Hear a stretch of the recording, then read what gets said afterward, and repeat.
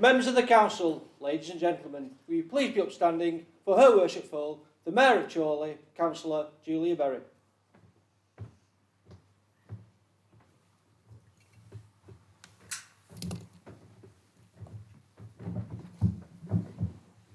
Thank you, everyone. Please be seated.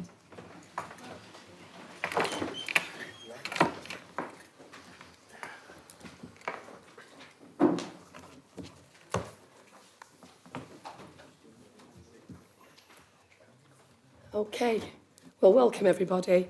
Can we please confirm the recording has started? Thank you very much. My name is Councillor Julia Berry and I am the Mayor. Before we start the usual proceedings, and I do apologise about my voice, I will try and keep going. I've got Vimto on hand, so we'll get through. Just want to make sure,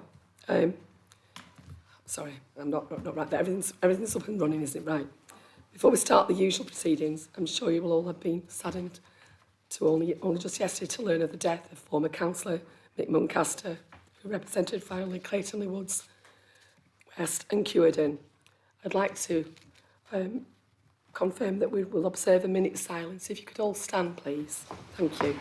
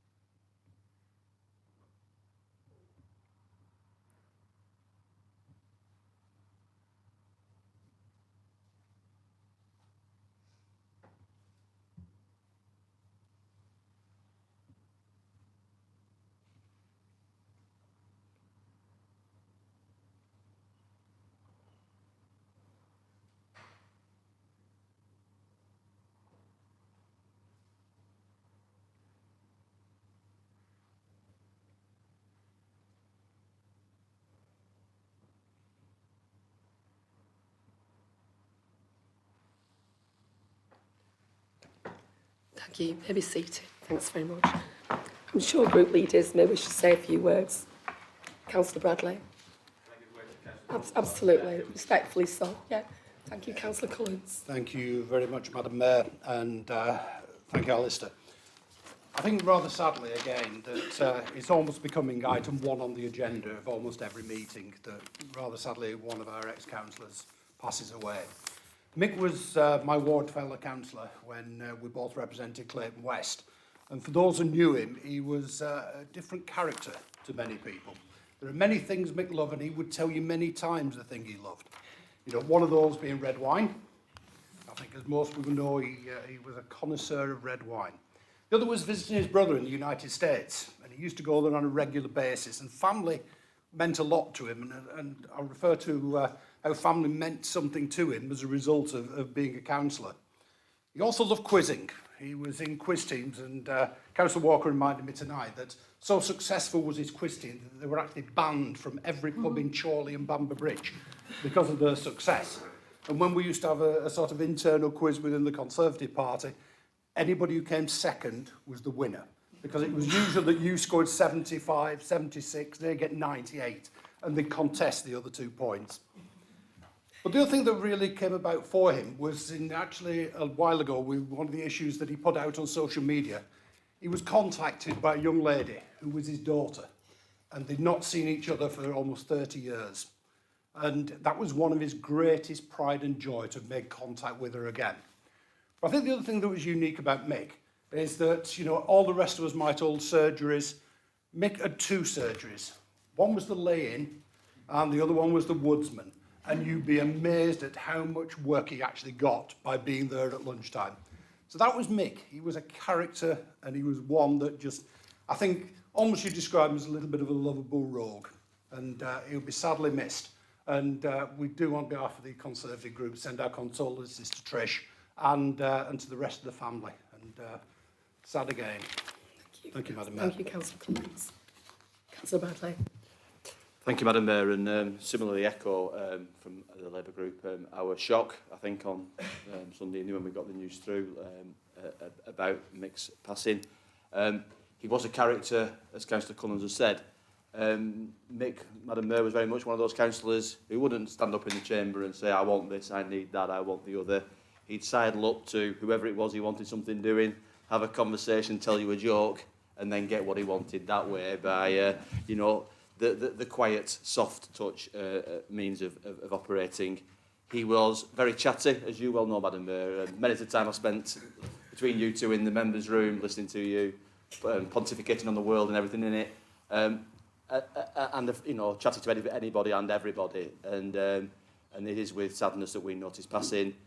He was appreciated by all sides of the council because he was there for the right reasons. And again, our thoughts are with his family at this very difficult time. Thank you, Madam Mayor. Thank you. Does anyone else wish to speak this time? Thanks very much. We have some members joining us via Teams, and members of the public are also welcome to observe the proceedings on YouTube. So welcome to all our YouTubers, they're a growing band of people. Due to regulations, however, surrounding voting, only those council members physically present are able to vote. However, if members at home would like to contribute to the debate, please use the raise hand function on your iPad. The members in the council chamber, if you'd like to speak, please raise your hand and I'll invite you to speak. When you are speaking, please speak towards the microphone so everyone can hear you. If anyone is having issues, please let Democratic Services know as soon as possible. Can I just give out some basic housekeeping? We're not expecting a fire drill, so if the alarms sound, please exit the way you came into the building. Please ensure that any mobile phones are switched to silent. Bear in mind, if the technology fails, I will adjourn the meeting for a few minutes to try and resolve the issue. Do we have any apologies? Thank you. Councillor Jenny Whiffin, Councillor Jean Molyneux, Councillor Martin Boardman and Councillor Karen Derbyshire. Do we have any more apologies from the floor? Thank you. Those to be noted. Thank you. Item 1, the minutes of the meeting for Tuesday the 13th of December 2022 of the Council, pages 3 to 6. This item is for decision. Are there any issues to raise on the accuracy of the minutes, please? Okay, can I have a proposer, Councillor Bradley? Thank you, Madam Mayor. And with regard to your Vimto, is it hot Vimto, cold Vimto? I certainly hope it's not a cheeky Vimto, Madam Mayor. Yes, can I propose that the minutes of the meeting held on the 13th of December are taken as a true and correct record? Thank you. Thank you. Councillor Wilson. Yeah, seconded, Madam Mayor. Thanks indeed. So can I have a show of hands of 4, please? Anyone against? Any abstentions? Right, the recommendation is the minutes of the meeting be approved. Item 2 is the declarations of any interest. Members are reminded of their responsibility to declare any pecuniary interest in respect of matters contained in the agenda tonight. Do we have any? Okay, thank you. Item 3, mayoral announcements, and also I'm keeping them very brief tonight. My charity ball will be taking place on Friday the 10th of March in the Lancastrian Suite. This year it will have an Alice in the Wonderland theme, and further details will be circulated in due course. May I also take this opportunity to congratulate Chris Sinner on his first meeting as Chief Executive. Okay. Okay. Right. Item 4, public questions. Surprisingly, we have no public questions. Item 5, the Executive Cabinet, pages 7 to 12, and to follow 67 to 68. This item is for noting. Councillor Bradley, please can you present the report of the Exec Cabinet meetings held on the 20th of October, the 10th of November, the 8th of December and the 19th of January. Thank you, Madam Mayor. I would like to propose that the minutes of those meetings taken on those dates, I don't know why you read them all out, I could have done that for you, Madam Mayor, with your bad voice, are taken as a correct record. Thank you, Madam Mayor. Councillor Wilson, would you like to second report prior to debate? Madam Mayor. Thank you. I'd now like to invite members for their comments and to ask any questions. Okay, we're all clear there. Thank you. at the end of the discussion with this report is just to be noted. Item 6, Overview and Scrutiny Committee and Task and Finish Groups, pages 13 to 16 and to follow 69 to 70. This item is also for noting. Councillor Walker, please can you present the report of the Overview and Scrutiny Committee? Thank you. On the dates outlined in your agenda. Can I ask the members to note the report to the Overview and Scrutiny Committee held on the 6th of October, the Overview and Scrutiny Performance Panel held on the 15th of December and the 12th of January, and an update of the task group review of empty properties. Thank you. Excellent, thank you. Councillor Roy Lees, are you ready to support second? Thank you very much. I will now invite members for their comments and to ask any questions.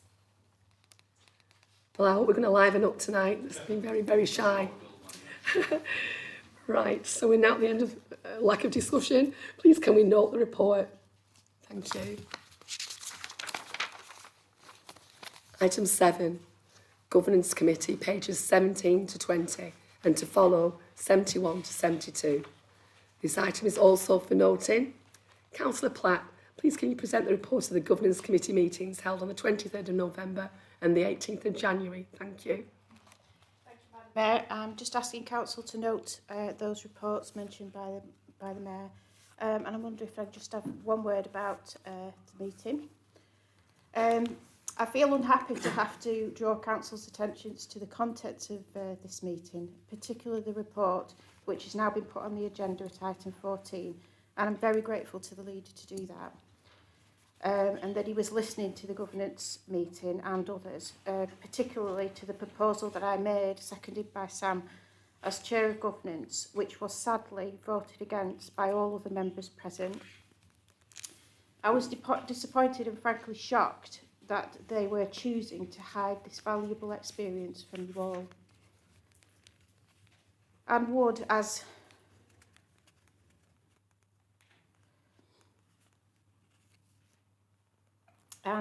sorry. Take your time, you're okay. He was hiding it from you rather than the leader obviously bringing it out in front of everybody because it's very important. And the committee is very important to the council to assure residents of its professionalism and transparency. I really wanted to ask the leader if he has confidence in his members that he's put onto this committee, and I'll leave that one for you to think about. And I would like to say that I'm really grateful that that these issues were brought to the council and the audit report produced from the fact that the officers brought these problems to them. So credit to the officers which have highlighted these items, and we can get them out into the open and sort them out. Thank you. Okay, thank you. Also, Councillor Mark Clifford, would you like to second the report that's been presented to us? Yes, thank you, Madam Mayor. I'd like to second the written report that's presented. Thank you. Thank you. I will now invite members for their comments and to ask any questions if there are any further comments to be made. Councillor Collins. Madam Mayor, could I just ask a question under procedure, because we have posed a number of questions under Rule 8. It's whether those questions can form part of this debate at this stage, or whether you want to take them as separate. You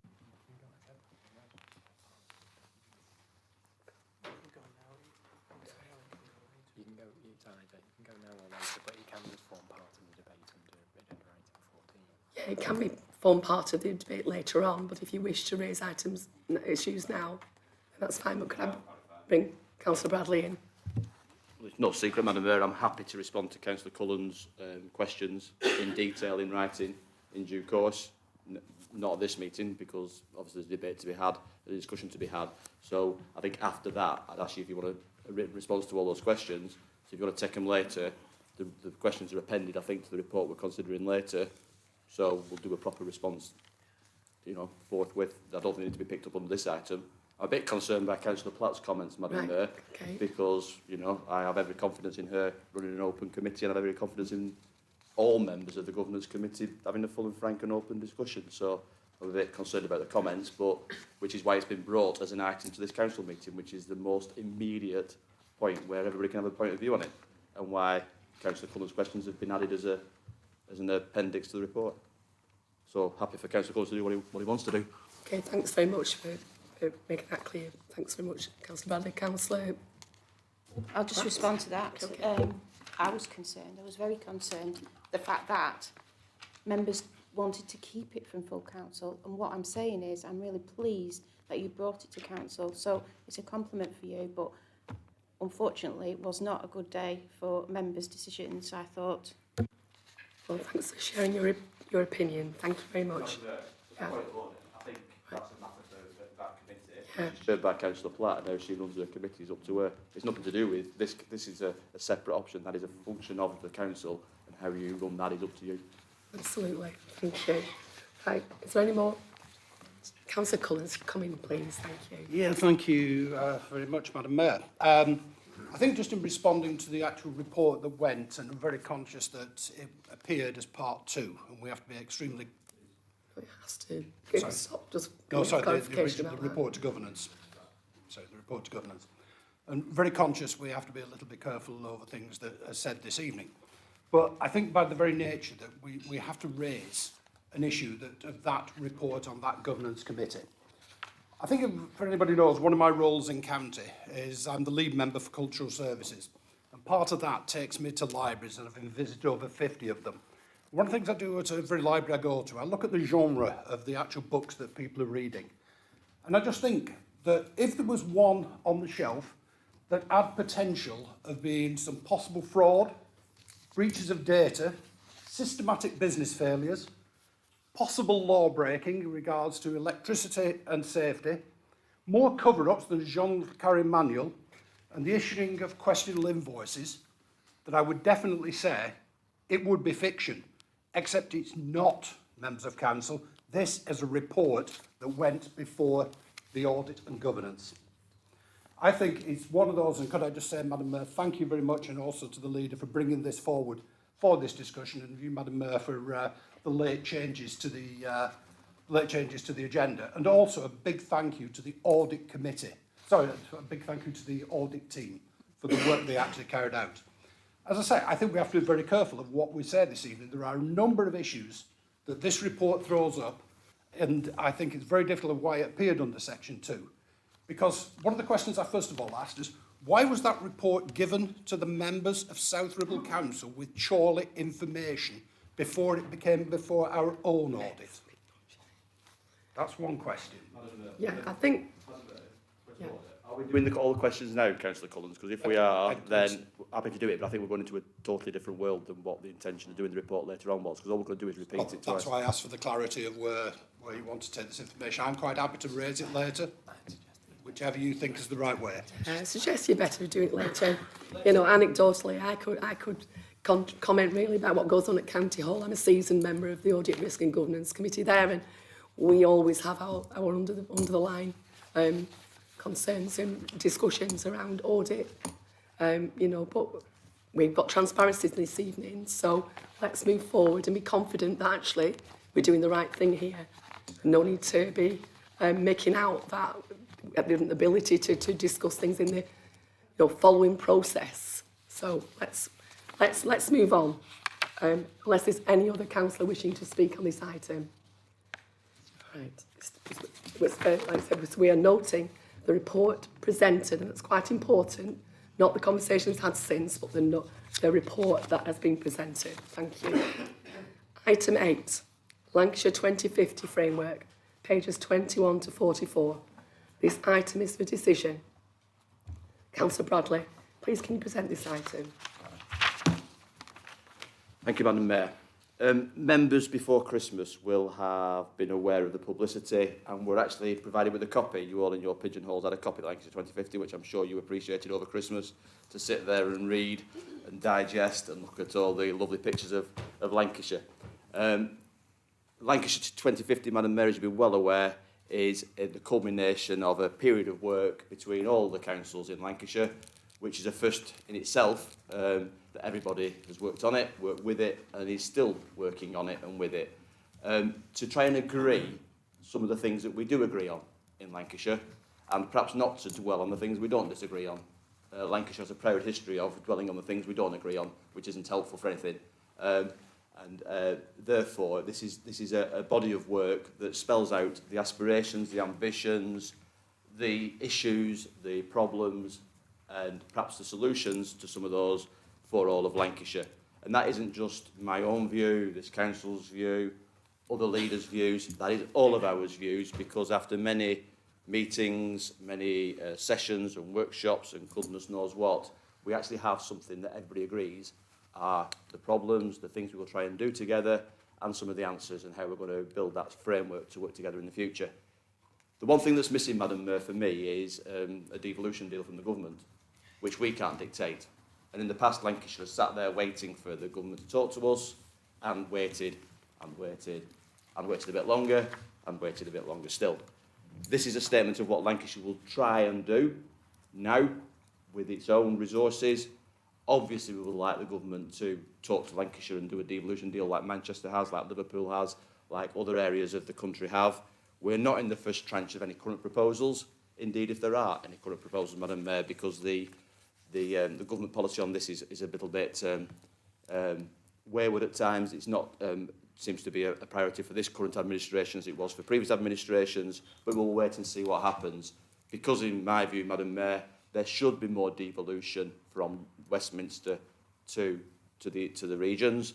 There should be more devolution of powers to places like this, and to parish councils and to town councils and to all the most appropriate bodies to deliver those services. And to do that, you need the money and the powers to do it with it. I think there's very little, hopefully, in this document that anybody can disagree with. I think there's hopefully a lot you can agree with it. What we need to do, Madam Mayor, the next stage is to effectively go into an implementation phase and start to deliver some of these things, some of which we can do ourselves now in Lancashire, some of which we can do with partners across the wider region, and some of them which we need the government to engage with. So the recommendations, Madam Mayor, as shown in clauses 1 to 3, it's asked that we endorse the outline 2050 framework. So it's not just myself on behalf of Chorley Council saying I think that's okay. Do the council think that's okay? And that will be the strategic framework that will guide further development of that shared detailed priorities and actions. We agree that the leader of the council, myself, continues to work with the other leaders, and there's a meeting on Thursday to continue that in line with the principles already agreed, which was the vote we had about a year, 18 months ago, in January 2022, a year ago actually to almost this day, including that I will make representations to the forum, which is Lancashire leaders, about matters arising from this council meeting, and note that any additional proposals will require further full approval by this council at an appropriate time in the future. So all we are committing to do is to say, yes, we are generally broadly happy with this, take any comments back to that grouping and delegate to me to carry on having that conversation with other leaders in Lancashire, Madam Mayor. And that's it. There is no other proposals, there's nothing hidden, there's no devolution by stealth, it's all out there. And happy to take questions on all that detail, as I'm sure other leaders would be. Thank you, Madam Mayor. Thank you, Councillor Bradley. Councillor Peter Wilson. Thank you, Madam Mayor. Happy to second the proposal. I think it's an awfully well-meaning document. What it lacks in actual content and detail, it makes up for in colour and ambition. So, as the leader said, there's probably no reason not to support it. But let's hope one day that we can actually make good as a group of councils working together with Lancashire. Let's hope we can actually make good on some of these fine words. Thank you, Madam Mayor. Thank you, Councillor Wilson. Would other members like to make any comments? Positive comments? Councillor Collins. Yeah, thank you very much, Madam Mayor. And could I also say, in supporting this document, very much around that, you know, we very much welcome devolution and money coming into Lancashire and all the districts as well. I think it would be remiss without saying, as you know, to say a big thank you to Alistair for I know the work that you put in on behalf of the other leaders. It's not been an easy process. I think the herding of cats quite often can be one of the things that happens. One of the issues at the moment we're finding, and this is from a county point of view and from a borough point of view, to get that devolution, the issue seems to be trying to convince that an elected mayor is not the way forward. I'd just be interested, Councillor Bradley, could you tell me what your opinion is on an elected mayor?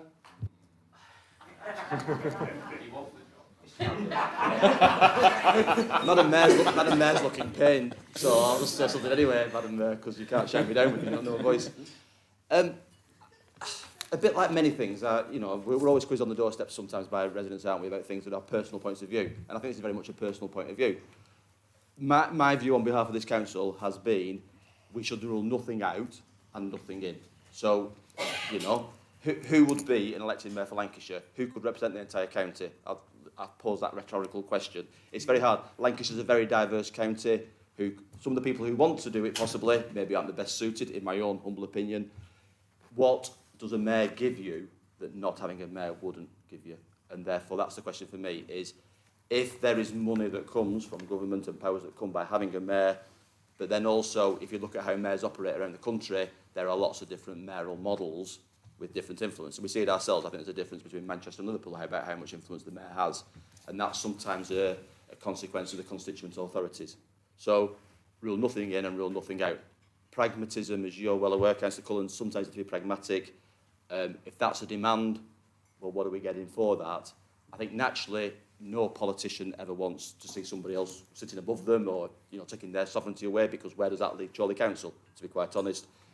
I don't know, because at the moment there is not a proposal to have a mayor in Lancashire, so therefore we don't know what it would look like. That would all have to be thrashed out. And in the past, different parties, political parties, have had different views in different places at different points in time, depending on what suited their own ends.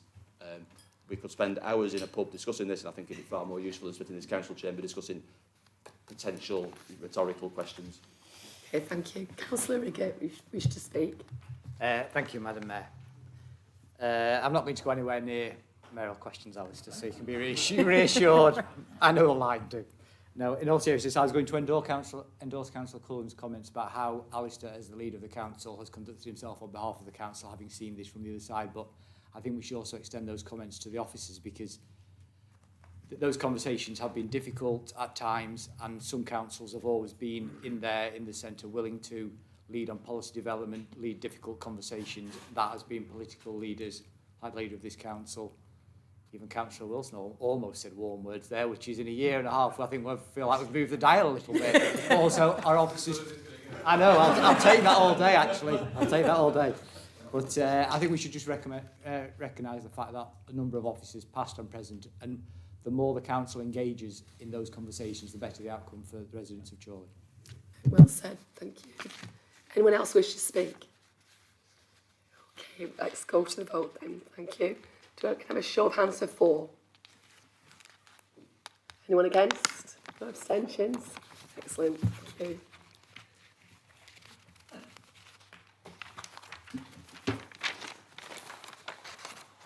Item 9. So I'm particularly pleased to see this agenda item, Maudsley Neighbourhood Plan Area Designation, pages 45 to 52. This item is for decision. Councillor Morwood, please can you present this item? Thank you, Madam Mayor. I too am very pleased that this is coming forward, and I hope we'll have many more. But the purpose of the report tonight is to inform members of an application from Maudsley Parish Council for the designation of the whole of the parish of Maudsley as a neighbourhood plan area, and request its designation as a neighbourhood plan area. And it's recommended for approval. Because they're designating the whole parish, we have to do that. There's no discussion, really. Paragraphs 4 and 5 give you a background to the report. This is really just the very start of what will probably take a year or two. It's quite a complex, it gets more complex as we go along, but this is the, shall we say, the beginning of what hopefully will be a very good neighbourhood plan for Maudsley. The next steps are outlined in paragraphs 8 and 9. Once it's approved, the council will bring the designation to the attention of all the people who live, work and carry out any businesses in Maudsley. So I put it to you for approval. Thank you, Madam Mayor. Thank you, Councillor Morwood. Councillor Bradley, would you like to second this proposal? Thank you, Madam Mayor. Happy to second that proposal. Thank you. Can I now invite members to make any comments? Surely? No? Okay, thank you. Right, no debate, so let's have a show of hands for, please. Anyone against? Any abstentions? Okay, thank you, that's carried.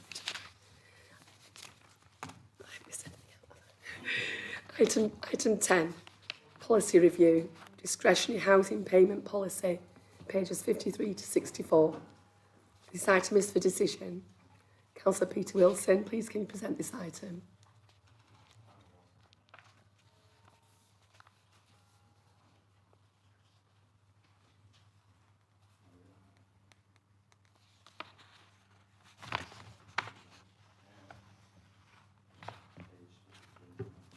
Sorry, Madam Mayor, got there in the end. I think as the report says, we are looking to update the discretionary housing payments and to make sure that we continue to administer them to the most vulnerable of residents. And I think that's the key point here. I think obviously it is very challenging times, as we all know.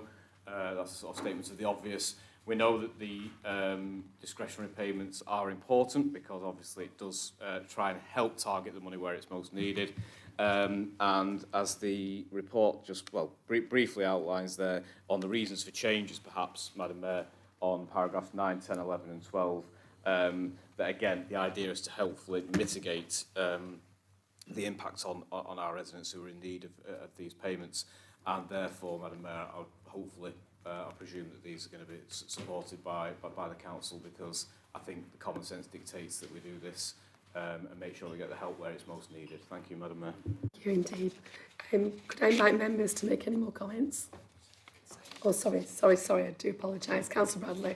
Second that, Madam Mayor. And I think the key point is at point 11, where it says that the change of the policy is better to mitigate the risk. I think the risk of not changing this gives us a bigger risk than actually what we're doing here. This is about reducing that risk of the impact of these proposals.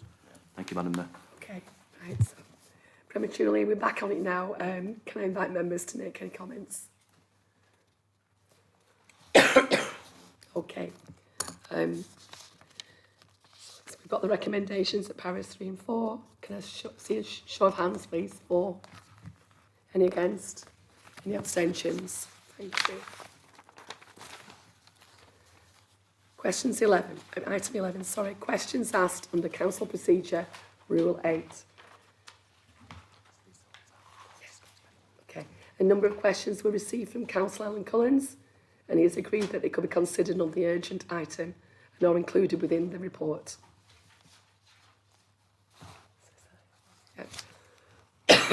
Item 12, to consider the notice of motion given in accordance with Council Procedure Rule 10. There are no notices of motions this evening.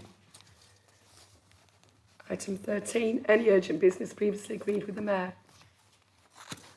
I have accepted an urgent item yesterday relating to an internal audit report that was considered by the Governance Committee last week. The report is being presented this evening to allow members the opportunity to consider its contents and debate the implications. Please note there are 2 appendices which are confidential in nature at item 16. Right, now move to item 14, internal audit reviews to follow to pages 75 to 82. This item is for noting. Councillor Bradley, please can you present the report? I do apologise for falling over my words this evening. Thank you. Thank you, Madam Mayor. And just to go back to some of the points that were made by Councillors Platt and Collins earlier on, and perhaps why I was slightly concerned that we were diving into an Alice in Wonderland rabbit hole, Madam Mayor. I was concerned by, like other members, of what happened at Governance last week. There was reports that came to Governance in Part 2 because they contained confidential information. That's why they came as Part 2. There was no attempt to bury them or what have you, but it became apparent on the reports I got back from that meeting that there was a divergence of views of the severity. So Councillor Collins refers to a crime novel, I refer to a lack of compliance with process. Let's discuss that now in this meeting. What I think all members need to be aware of, the reason those papers were in Part 2 is they relate to internal processes of the Council which involve staff HR issues, disciplinary proceedings and procurement naming consultants who work for this Council. All of those papers rightly belong in Part 2. And apologies to the members of the public who are here and those who may be watching on YouTube, Madam Mayor, but the reason for that is confidentiality and affecting people's lives. So we can have this discussion and debate in Part 1, for my view, and I'm sure the Chief Executive and the Managing Officer will endorse this, as long as members keep to the generalities. If we want to discuss individuals by name or individual companies by name, we can take that into Part 2. Unfortunately, members of the public would have to leave, because that would then be out in the public domain. So, So why have we brought this to this meeting now? So the way the discussion went last week, Madam Mayor, appeared to be that members opposite perhaps thought there was something going on and something to hide. And I wasn't at that meeting. I haven't watched it back on, if it's on YouTube, Madam Mayor. I've had reports from members, and those reports contrasted somewhat between different people. At the same time, Councillor Collins was writing his 20 questions for me to answer. I also, and Councillor Wilson, discussed this with the Chief Executive and the feedback from our members and said this needs to go to a wider audience as soon as possible. And I think the governance referred it on to overview and scrutiny, which is a small grouping of councillors with a specific job to do. We had an exec cabinet coming up last Thursday. That was a bit quick for it to go to, but we had this meeting here tonight where everybody can be told the facts, and then they can make their opinion on those facts from that, in my view, Madam Mayor. Now, there are a number of questions, and that's the scene setting. So I would encourage members, including myself, so I'm talking to myself here a little bit, Madam Mayor, to be very careful what we say, to keep to the generalities, but if we need to, we can move to exclude the public and press, and I've no doubt our legal officers will jump in to do that. So the background is, Madam Mayor, that members will be aware that we have had issues raised within certain departments of the council over a period of time. We have raised some of those questions and concerns, members opposite have raised some of those questions and concerns, and senior management have raised some of those questions and concerns. Hence, one of the questions from Councillor Collins was, when was I aware of this? I was aware last summertime, Madam Mayor, there was problems. Well, in fact, I was aware way before that there were problems in certain departments in this council.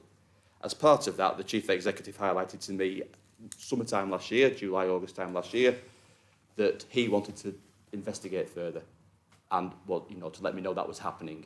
I didn't ask the detail because I am not in the HR, I am not managing the ship. It was our former Chief Executive, Gary Hall, who said, we have potentially have issues, I am going to investigate, as he should, to find out what the facts were. That then led to the internal audits, which have then led to reports that have come forward. So who instigated that? We instigated that in terms of this council instigated it, all of us under the auspices of Gary Hall. Councillors had no involvement, and quite rightly should have no involvement, including me, although I was aware of it, partly because I kept saying, what are we doing to sort this out? Because I keep getting these issues that things aren't being done fully, okay? And that wasn't based on any evidence apart from, I don't appear to see that happening, I don't see that happening. In terms of the other question about when were other Labour members briefed, they were briefed last Monday at our group meeting, because after Christmas I came back into the council and I was given the reports and said these are going to be coming forward to governance. I think you need to be aware of what's in the content of them at the earliest possible stage, as was Councillor Wilson. We decided that we would share that with our group, and from what I understand is that the officers also shared that with our opposition group as soon as possible, well in advance or in advance of the governance meeting, because we knew, Councillor Platt, you and your committee would have concerns with what the findings were, because these findings are unusual for Chorley Council, okay? And therefore, once we knew there was this disagreement around what the facts were at governance last week, we wanted to shine the light as brightly as we can at this meeting here tonight. It's why you've had a drop-in session for all members tonight with Chief Executive, Monitoring Officer, Head of Audit, to explain the facts to members. So there is nothing being hidden, it's all being done as much in the public domain as it possibly can be, given the restrictions I outlined earlier about individual confidentiality. I was happy to accept Councillor Cullen's questions because it gives me an idea of what he thinks the problems may be. And I have my own questions as well, Councillor Collins, and they are very much directed at these guys here. Because ultimately, this is a process issue. It is not that the council hasn't got processes and procedures, it is that staff members have not followed those processes and procedures. And when that happens, many of us work in organisations where we're certainly aware of others not following processes and procedures, and at times we may not have followed processes and procedures. And when that happens, you need to find out whether that was deliberate, accidental, what was the cause of that? Was it lack of training? Was it lack of awareness? Was it something else, something nefarious? And then get to the bottom of that, and then to either stop it happening, make sure it doesn't happen again, and put corrective actions in place. That, Councillor Platt, to me, is a job of governance committee. The internal auditors, the external auditors, you as chair and your committee. Not particularly the job of me as leader or of this council. And it's also their job to then implement that. So we're happy to discuss this fully now. I've made the points about part ones and part twos. And I think, Madam Mayor, it is an issue for governance. It shouldn't be an issue for the council. What's an issue for the council is if this in some way ends up a dispute between political parties and a witch hunt for certain facts that maybe either are there or aren't there. And that's what I'm concerned about. Because, Madam Mayor, I think the report documents what the concerns are.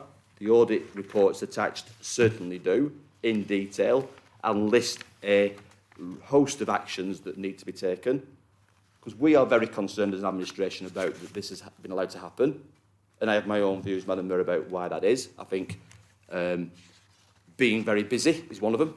The department was very busy. There was COVID, where there was lack of direct oversight with staff because everybody was working remotely. I think there's obviously staffing issues that are being dealt with and have been dealt with that we have to also take on board. But fundamentally, the actions are detailed in paragraphs 16, which are the identified actions so far, the planned actions, which are detailed in paragraphs 17 to 19, and then there are other considerations detailed in paragraphs 20 to 21.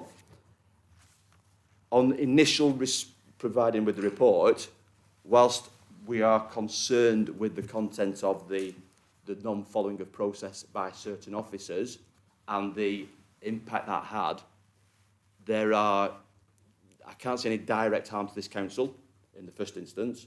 There is a serious risk of direct harm to this council if not corrected, not dealt with and not improved upon, and that's in the action plan that's detailed. The actions seem reasonable given the breaches that have been identified. And again, we can discuss, we're not here to discuss people's disciplinary procedures or the wider disciplinary procedures, but action has been taken and action is still being taken. And therefore, Madam Mayor, if you look at the final two items, if you go away from the actual planned actions, which are, should this be reported to the, I always get this wrong, the Data Protection Officer should report it to the Information Commissioner's Office, which is a step usually around GDPR and private information around individuals. There's a view put here that it shouldn't be because it's been assessed as not being particularly GDPR related. But I don't have a problem with that being referred to that person if that's deemed by this council to be the most appropriate place to take it. And secondly, should it be reported to the police? Now, at the moment, if we took the evidence we have to the police, I am not sure they would do a lot with it because there is no evidence of a crime, so why would we take it to the police? The investigations and the actions are ongoing, so if that became an issue down the line, but what I suspect this is, Madam Mayor, is a failure to follow process by officers who at times were trying to do the right thing, which was deliver projects and deliver contracts and deliver things as speedily as possible. They didn't follow the process, but were they doing that for the wrong ideas, the wrong ends? They would probably contest, Madam Mayor, and I've not spoken to them that they were doing it because they had a lot to do and not enough staff to do it.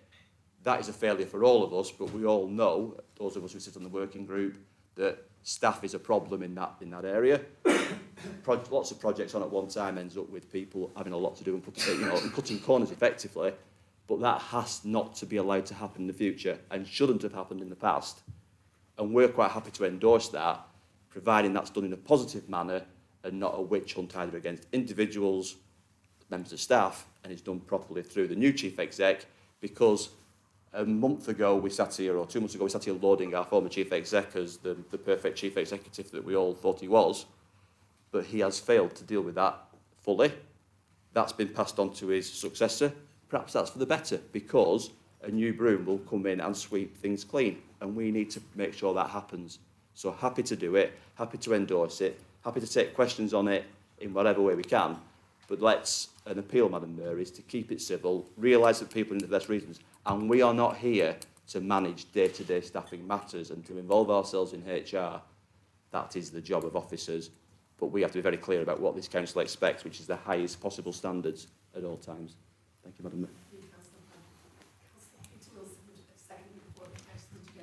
Yeah, happy to second the report, Madam Mayor. I think Councillor Bradley has given a comprehensive overview of the position, and clearly it probably is difficult to discuss the issue without straying into some of those issues that would have to go under part two.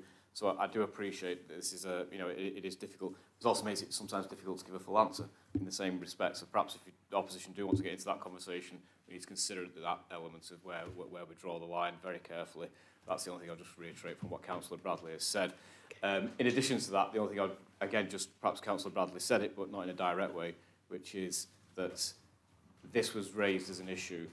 From that point, action was taken. I'd be much more concerned if it had dragged on for a lot longer and action hadn't been taken. That would worry me more, and someone had uncovered it, you know, in another way. At least it was done right. Something what was done was right, but it means that at least it was found out quite early on, and action was then taken.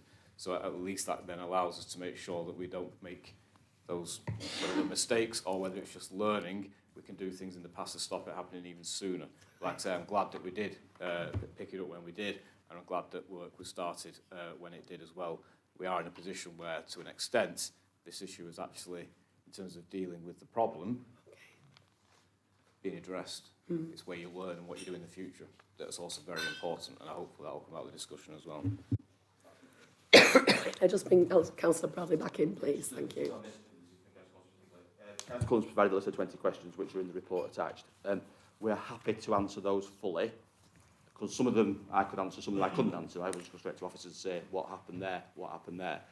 And the reason we've not provided that before this meeting is we wanted to understand, Madam Mayor, what would like be a part 1, part 2 item, because I would like to circulate those questions and all those answers to all members and ultimately the public, depending on what's included in that. And it might be that that's the case, that, you know, we issue some of it confidential, some of it fully.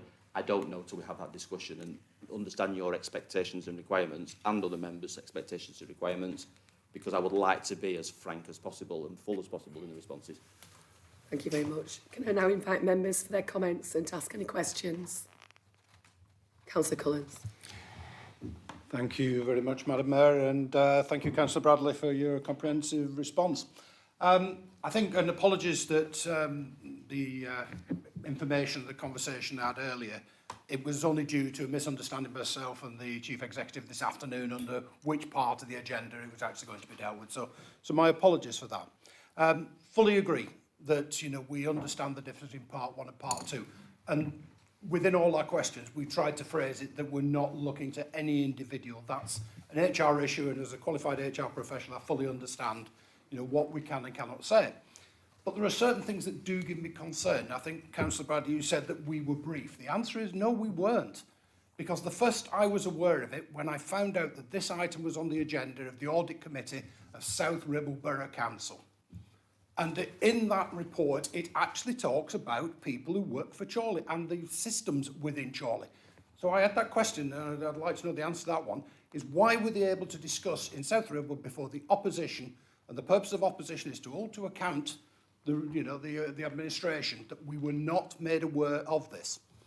I think the other thing that does give me concern as well is within the report, and this is why I think it should be out in the public domain very much so, and I would just ask Councillor Bradley, if that report in part 2 was redacted without all the names and some of the issues to identify, would you be willing to publish that in full to the public?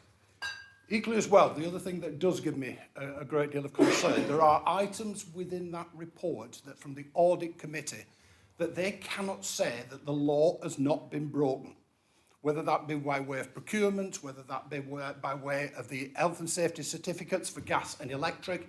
They cannot give it. I think that should be out in the public domain, and that's the reason, A, we've raised these questions, and B, why we want to bring it to this meeting. So I think it's one of those. We're happy to accept that we get a written response to those questions, understanding fully which are part 1, part 2, and that those, if possible, are made public, because I think that gives the gist of what this report actually says. And I'll come back, if I may, at another point. Thank you. Are you wish to come back in? I'm happy to do that, yeah. So just about timings, Councillor Cullen. So let's be a little bit generous here. I think I I saw the reports week commencing the 13th, is it? Or weekend of the 13th, sorry, of January. So that first week back after Christmas, the first full week back after Christmas. And I immediately said, I want to discuss this or brief my group on this on the 16th of our group meeting. It was after our group officer, so it must have been sometime during that week, and I can check back and find out exactly. So it's coming a bit of a rush. Why you saw it at South Ribble first is a matter for the Chief Executive. To be honest, I think it's because their meeting came earlier, days or a week earlier than our meeting, which is why their timetable will be a different publishing timetable. You should have known about it the minute I knew about it, and let's put it this way, I'd encourage you both to make sure you know about things, yeah, and that's about communication. That's up to you two to sort out, but there is, you know, you should be as aware of what's happening as we are. And certainly Councillor Platt, as the government's chair, should be well aware of it as well and fully informed of what's going on. I apologise then if you got it, you know, after the South Ribble, because we are a sovereign council. Let's not forget that. So it comes to here for us. It doesn't matter if it's published somewhere else. It also doesn't matter if they want to attend our meetings, which I believe some of them did last week. I don't know for what reason, but stick to your own meetings, to be quite blunt with you. You're our partners, but you're not our council. And on the other issue, Madam Mayor, I think there are still actions ongoing around the HR stuff. There were actions ongoing before Christmas, and therefore I think that the officers have attempted to share us the information as quickly as they can give us a coherent picture, but it is a changing picture, and therefore I think we need to give the officers space to do that. And I think that's what we need to have the confidence that there isn't anything that's been, you know, delayed or hidden at all in any way. Because there's certainly no intent to do that from our side. Right, thank you, Councillor Bradley. Councillor Chapman. Thank you, Madam Mayor. I don't want to get too caught up in the process, although there have been problems with the process. I think we should look at the content. And the content is quite bad. I'm fond of reminding you of this, but I'll do it again. I've spent 13 years as a local government officer. I spent only 2 years on this council, but 4 years chairing the Audit and Governance Committee at County Council. And just over a week ago, I saw the worst report I had ever seen, the most critical report I had ever seen about a local government service. And it was about a service at Chorley Borough Council. And then you turn the page and you see another one, another report, just as bad, if not worse. Those reports are hidden in the secret part of the agenda tonight. And what we've got is a hastily cobbled together précis of what we can say, and I think we do need to say more, and a redacted copy of the full reports would be very beneficial if the council could release that. When you take in mind that there are matters here of considerable public interest, we can't really be going around not telling people within the own council or not telling the public what has gone on. We need to have a strategy for making sure that people are aware of the difficulties that there have been. I want to focus on two particular points, which are paragraph 20 on page 78 of the agenda. My apologies, I raised these points, and I think that the response is in here because I raised them, so you've had to read that because of me. Should the data breaches be reported to the Information Commissioner's Office? There's been considerable data breaches, and if you're a member of the public and you're reading this report, you're not going to get anything in this report about what the data breaches are or what is even referred to by data breaches, and I don't intend to breach any confidentiality, but it is clear to me that people need to know that significant data breaches took place, that they took place repeatedly, and that an awful lot of information was sent to a private email address. Now, we're being told here that it's accepted that not all the data processed by the contractor has been reviewed for content of actual personal data.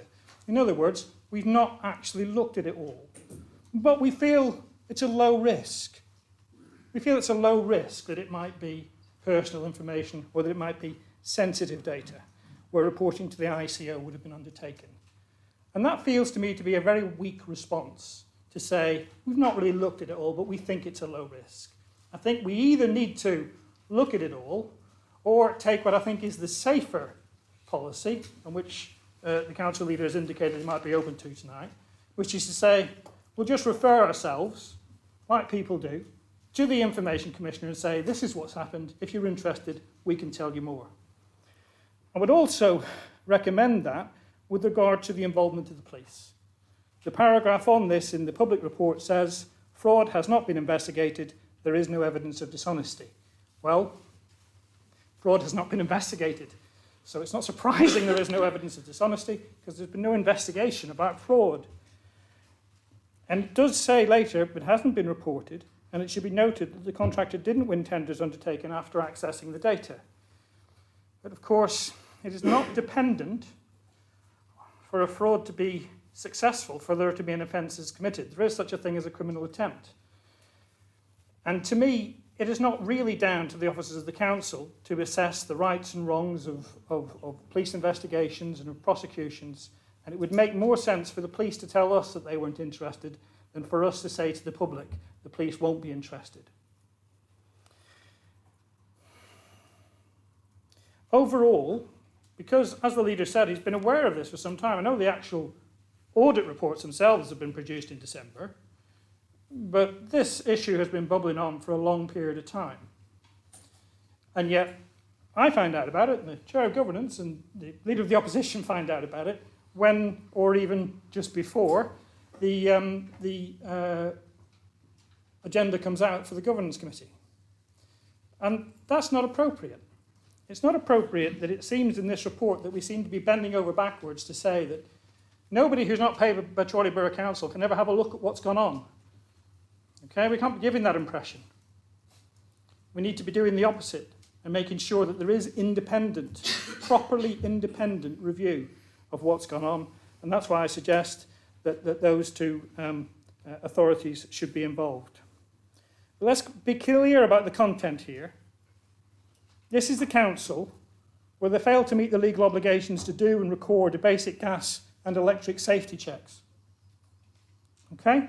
This is a council where they don't know whose job it is to pay the bills. And so there are bills, very substantial bills, that were not paid for very long periods of time. This is the council that didn't even shop around for a water provider. This is the council where the procurement team can make recommendations and find them repeatedly ignored, again and again. This is a council where hundreds of thousands of pounds of contracted works takes place and nobody knows how it's been procured. This is a council where there can be massive and repeated breaches of information security and the Information Commissioner never finds out. And this is a council where every 3 months we've got to sit through a performance monitoring report about how well everything is going, and yet we have had to fight and press for the public to be made aware of an incredibly significant and persistent set of failings. This is a council of chaos, and you need to do something about it.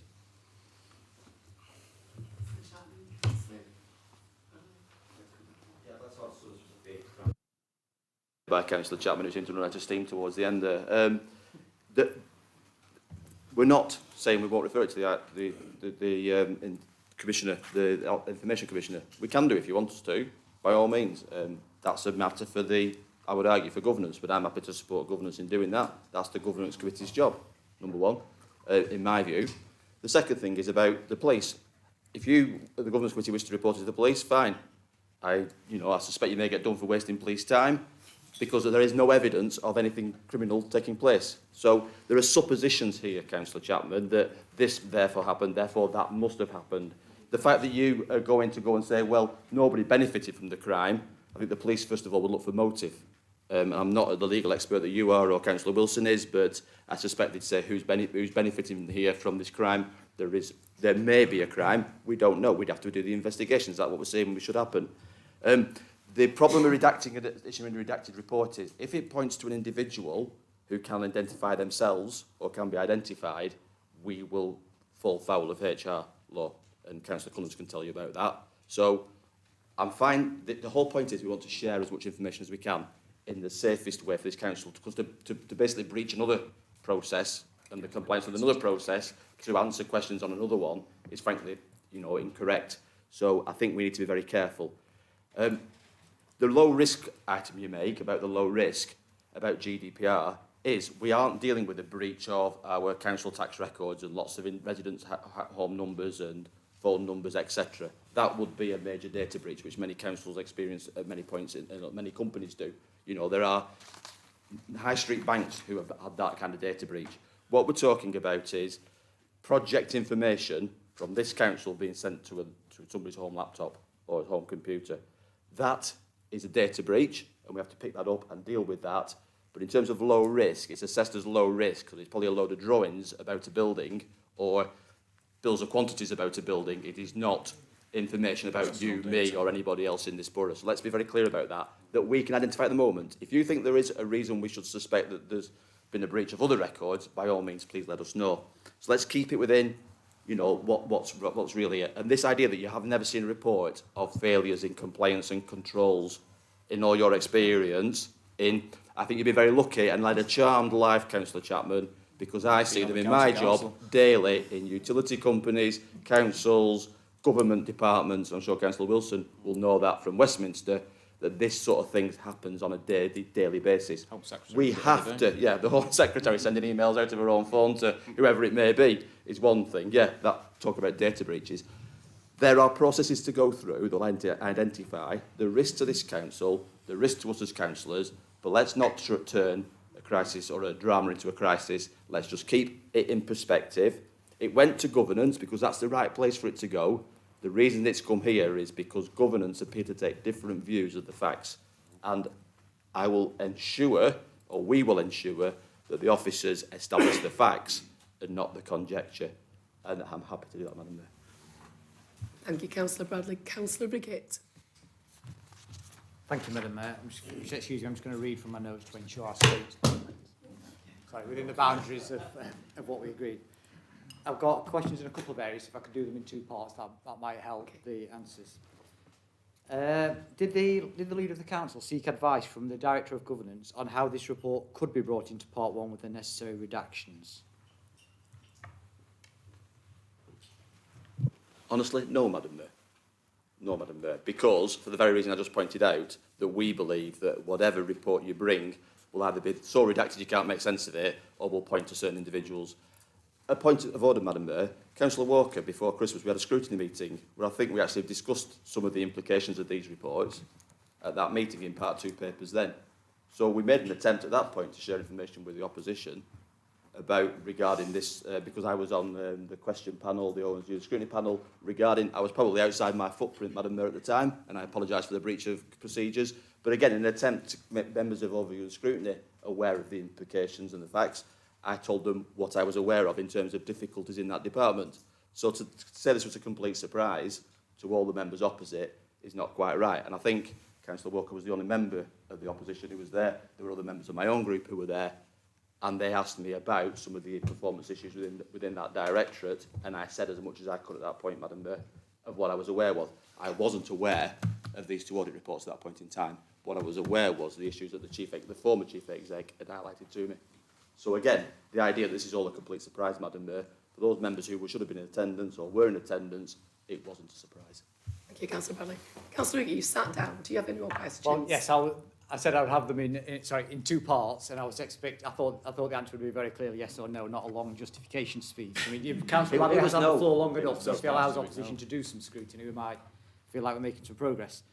So, as Councillor Bradley has clearly articulated, he isn't a legal expert, so I wonder if the Director of Governance could give a clear indication to the Council of what specifics would need redacting from this report to allow the information and this report to be fully shared with the public, to allow them to make their own judgments, so we are not trying to answer those questions after when we walk out of this meeting, when we bump into people in the street, on social media. I'm sure that kind of information might actually make the Director of Governance's job somewhat easier going forward, if he could tell us what could be redacted and the Council could publish it rather than it be shared by members. Then I have on a different point after that. Thank you, Councillor Riggy. You suspend standing orders, Madam Mayor. Can I just suspend? Yes, suspend standing orders. Everyone agree? Show of hands. Well, Can I bring in Chris Moister? Thank you. Thank you, Madam Mayor. Yeah, I've already formed a view. It's going to be extremely difficult to redact the information out of this report, to put it in Part 2. Put it in the public domain. The issues are so intrinsically linked with particular roles and particular contracts. I think it's going to make it either nonsensical to redact it, or it's going to be apparent who the officers and the contracts are concerned, mainly because of the linkages across the two councils that are referred to within it.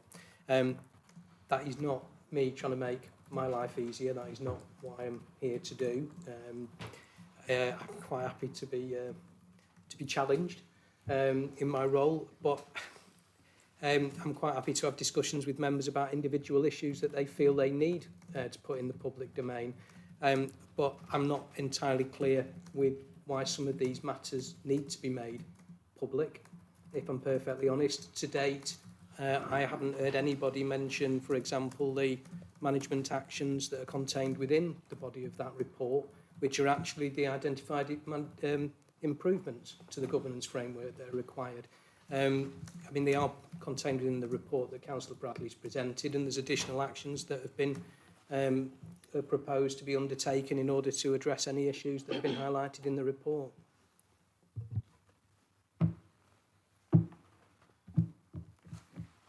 Okay, Councillor Riggett. Do we need to resume standing orders? Indeed. Sorry. I'd leave them suspended, Madam Mayor, because we might need more of that. Okay. Leave them suspended for now. If we leave them suspended. Okay, thank you. Well, thank you for the answer. I'd appreciate if we could have that advice in writing, because I always prefer when a legal officer advises me something, we have it in writing, because then we actually see how committed they are to their view they are forming, which I think is a reasonable ask by any member of any officer of this council. And I don't think the Director of Governance needs me to remind him that the fact that you don't have to justify why you should publicise information, it all should be public, you have to justify why you restrict it. So that advice would be useful too, because that is the point of the legislation, that is the point of the role we're going to do. So I look forward to receiving that information in writing, and then we can resume those conversations. But that actually brings me to another question to the Leader of the Council. Is he concerned that he has the appropriate legal advice on behalf of this council to ensure it is protected, its residents that we're here to serve are protected? If we're having these type of questions, often in these kind of situations, the council may take external KC advice or something else to be reassured of its position by a professional expert in that area. So I would like Councillor Bradley to reassure his council that he is comfortable for this, and we're not going to get down the road at some point and actually say the legal advice I was operating under was actually flawed. So we need to be reassured by that position. But I suppose my final comments on this were, I find it a little disappointing that some of the justification that was offered up on behalf of this. I think to say we were busy, we had a lot of work on, well, you set the priorities, you set what we're going to do, you're responsible for ensuring that we have the ability to deliver that. Talking about COVID, yes, we've all lived through COVID, but we must remember this report is about the use of public money, and we should hold that to a higher threshold and standard. It's not a private organisation. It's not you spending your own money at home and choosing not to do something, to shop around for your car insurance because you didn't have time, you were too busy, or because of COVID you couldn't go and do something. This is public money which we're charged with ensuring we seek best value for, and we are accountable to the public for. So I think those comments, and anything to downplay any serious concerns that Councillor Chapman or anybody may have, is a little bit below this council, and I think we should step away from some of that, because you said you would like to shine a light on this and not for it to become a public slanging match. So I think that is the approach I would endorse. And if you can put this information in the public domain, the public can decide, and we can probably all save ourselves some significant time back and forward debating this. Thank you, Madam Mayor. Thank you, Councillor Riggett. Councillor Bradley. Thank you, Madam Mayor. I note the comments to the second part of Councillor Riggett's. Yes, of course, this is a serious matter. Let's not beat around the bush here. This is a serious matter, but keep it in perspective. It is where it is. It is at the point it is. A question I've got for the monitoring officer, I'm not going to ask him now, I'll do it later, is I think over time this will change. So this information might be able to come out as other things move on and as more investigation goes on, because that will help to clarify things. We are at a point in time where initial report's gone. Some of that report has identified additional questions, which is still going on, and therefore there might be a further report to come back to governance, to this place or wherever. Happy to do that and happy to encourage that to go on. The first point I have a bit more of an issue about did we get legal advice? Yes, we got legal advice from the legal officer, who is the expert on Chorley Council policies and procedures, which is what has been not complied with here.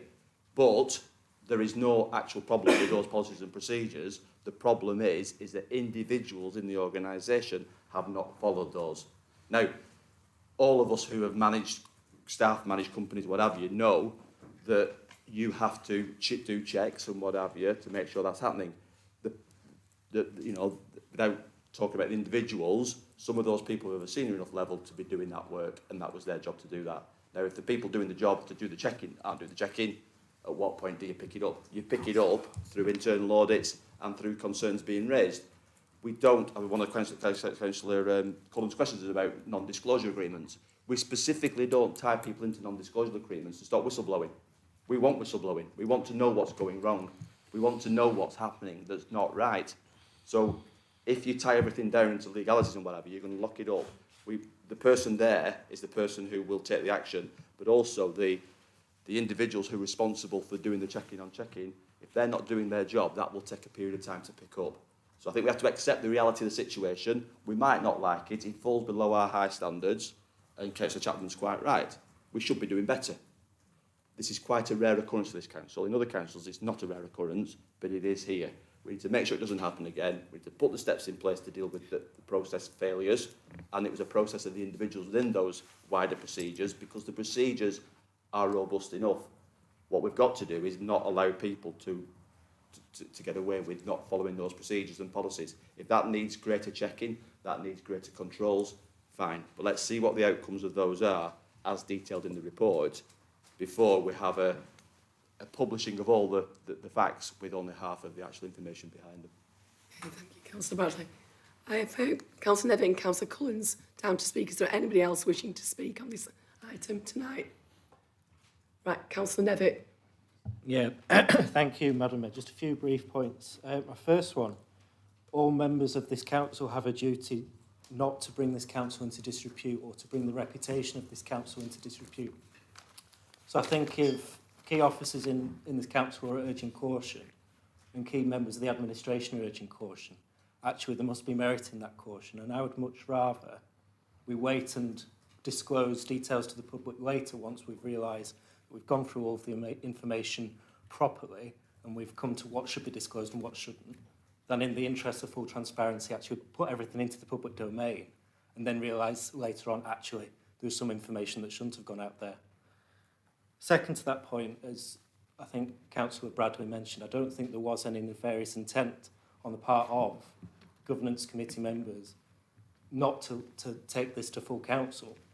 Members of governance committee are there to vote in what they think is in the best interest of this council. Of course, members come to different viewpoints and members can be wrong on that, and I think it's important to recognise. I think, of course, all members are going to want clear assurances once this process is over. And I think it's clear, it's important to say tonight, we're not at the end. We won't be at the end by the end of this council meeting. We won't even be at the beginning of the end, but perhaps by the end of this meeting, we'll be at the end of the beginning. So I personally want clear assurances of what policies are going to be put in place to prevent this happening again, what policies weren't followed, and also who's going to be held accountable. But that accountability shouldn't be a partisan accountability. It should be about full transparency and the accountability of any members involved. I think we've had discussions outside of the room, and it's potentially in the minutes as well, about further steps that can be taken, whether it's the decision is called in, whether it's taken to overview and scrutiny. I've not come to a predetermined position on that, but I think there could be merit in having this decision called in as part of that process of full transparency, Madam Mayor, and seeing what role overview and scrutiny can play, with advice from the monitoring officer, from our directors, and of course, consultation from cabinet members along the way. So I'd like to reiterate again, Madam Mayor, this isn't the end. We will be coming back to this in a calm and expedient manner. There is no evidence of a cover-up. There is evidence, however, of that expediency, Madam Mayor. Thank you very much. Right, thank you, Councillor Nevitt. Councillor Collins. Thank you very much, Madam Mayor. If I could just pick up something that Councillor Nevitt just said. We do have a duty of care. We have a duty of care to the electorate. And that's first and foremost the duty of care of this council. None of the issues that we've raised tonight were out of making. None of them are ones that we made up. Were there any breaches of data, whether there are any breaches of safety, these are ones that are written in that report by our own internal auditors. So we haven't raised them. They raised them. All as we're doing is reiterating and trying to get this out in the public. The other issue as well, I'm very surprised, and I was totally surprised from the audit committee as well, that our external auditors are very silent at the moment on this, and I'd be really interested to find out what is their opinion, because they were there at the meeting, they haven't raised any issues, they may raise it, I understand, as part of their overall review next year. I don't think that's the role of the external auditor. They should have been all over this in some way. I think very much around as well as just saying management actions have been taken. Excellent. No, we do praise you for that. But the horse has gone. You know, some of these actions were last year. And I would just question why no action was taken last year. There's some of these are very serious breaches or potential breaches. Why it waited until this year, in January of this year, before any actions were taken? And that's one of my questions. The other one, just to sort of move business, because I think you're right, Councillor Nevitt, we will be back to visit this. There's absolutely no doubt on that. Could I just suggest a number of recommendations? And one, that from the department itself, they pause any future projects. Giving them a chance to undertake that review, to take on no new projects, ones that we've actually discussed in the past. That there is a full audit of property services, but also I mentioned as well, and I know the leader said it would be a potential good idea, is to have a peer review. Let's take this with a view to having a look at what some of our peer group would say about the actions of our property services. And the final part is that any future report comes to this council and this committee. Thank you, Councillor Collins. Councillor Bradley.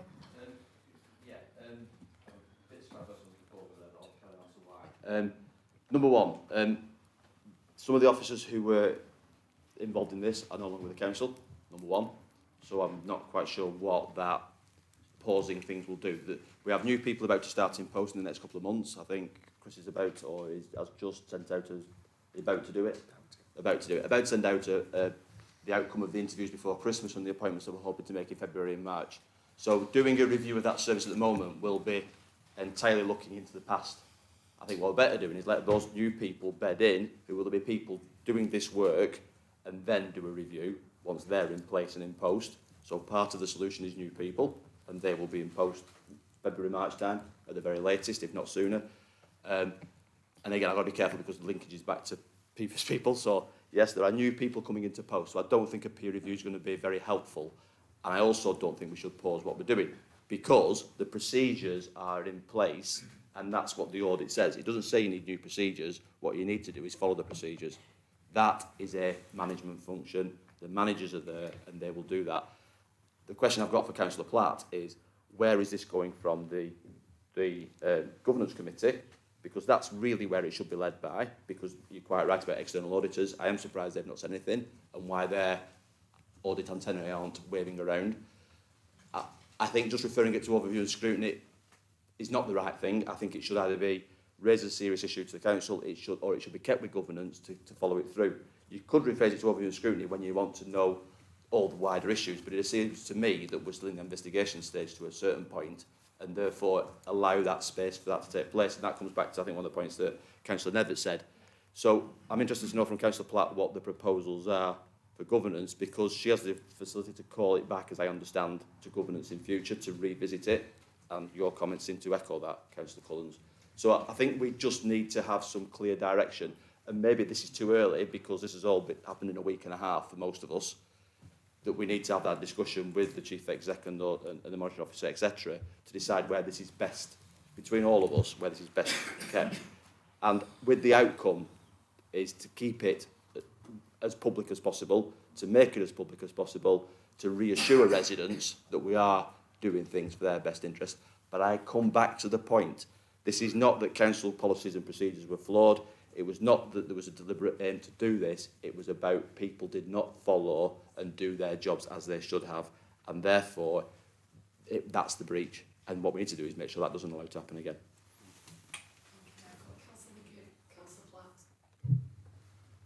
Thank you, Madam Mayor. Just a couple of very short questions. Disappointed to hear Councillor Bradley reject the idea of undertaking a peer review at some point. I don't know when this council... I know we can do it in the future. Let's talk about a commitment to having one... because it takes some time to arrange one, but a public commitment to having a peer review council can only be good.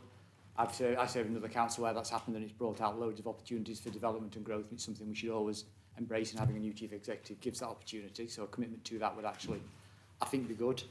But I suppose my one other question, listening to the fact that these investigations are still going on and we're still not sure of everything, and I try to word this incredibly carefully, but should the council consider whether it's still taking advice from former employees is an appropriate course of action until we've completed those investigations to ensure those conversations are kept separate and clear, and we're not taking advice from any former employees who then end up being implicated in a full review or investigation of our processes. If that's clear. If not, happy to ask it in a more private setting. Okay, thank you. Can we have some clarification on that, please? I think Councillor Riggett's aware of something that I'm aware of as well, but isn't, you know, something for this meeting, Madam Mayor. So I think he's out of order on raising it, to be honest with you. All right. Given that it's not been fully explained and fully formed, so Okay. I think, you know. All right, thanks. Councillor Platt. Thank you, Madam Mayor. Again, I will say that I'm extremely grateful for the leader to bring this to council, because this is exactly what I specifically asked for by the Governance Committee.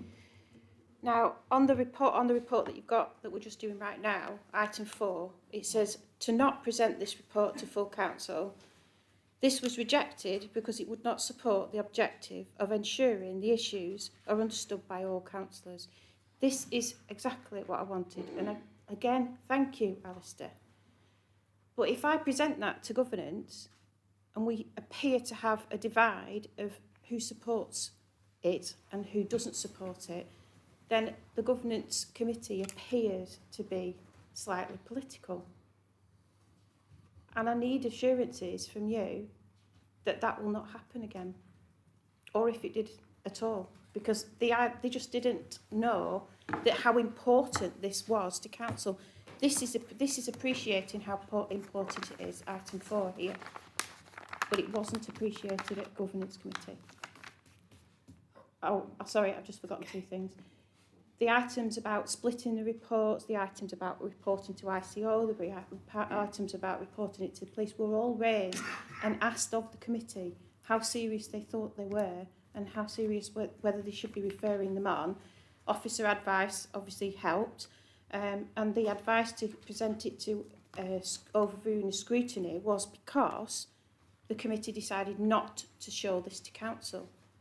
So, yeah. Thank you. Councillor Bradley. I'm just looking at the report back there, the next steps. I look at the next steps part of the report that written in this, because the next steps really are in the audit reports, which say what's going to happen next, in my view. So therefore, the audit updates will go to, I imagine, governance. I show my ignorance of governance, and then sat on it. I have no desire to sit on it, Madam Mayor, in the nicest possible way. It's not really my kind of thing, and it should be a long way from the administration. So I think there should be some next steps. It should go back to governance, and then governance should look to dictate where it goes. By all means, refer it to overall scrutiny for what they can do. I think it's a bit premature for that.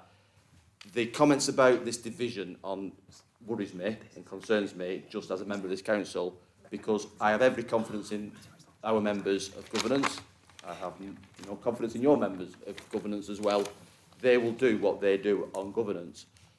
I hope that they agree the facts. They may dispute their opinion of what they should do, but the facts should be crystal clear. I think the way it was brought with this Part 2, Part 1 business wasn't helpful with that. I think there perhaps should have been more briefing. My attempt to take it to our group last Monday was to make sure everybody was fully briefed.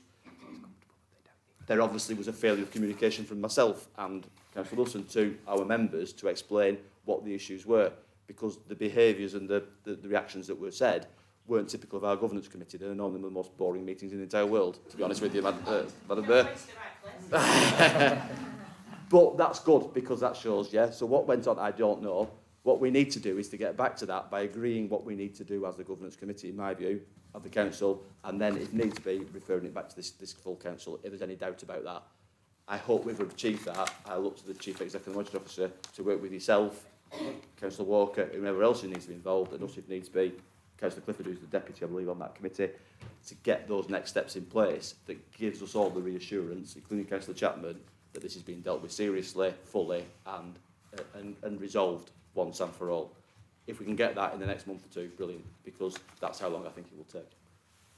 Okay, thank you. Can I thank people for their frank and open debate? I just need clarification whether we need to reinstate standing orders if we're happy that we've discussed everything we're going to discuss tonight, and there's not going to be anything further we should discuss under the line. Okay.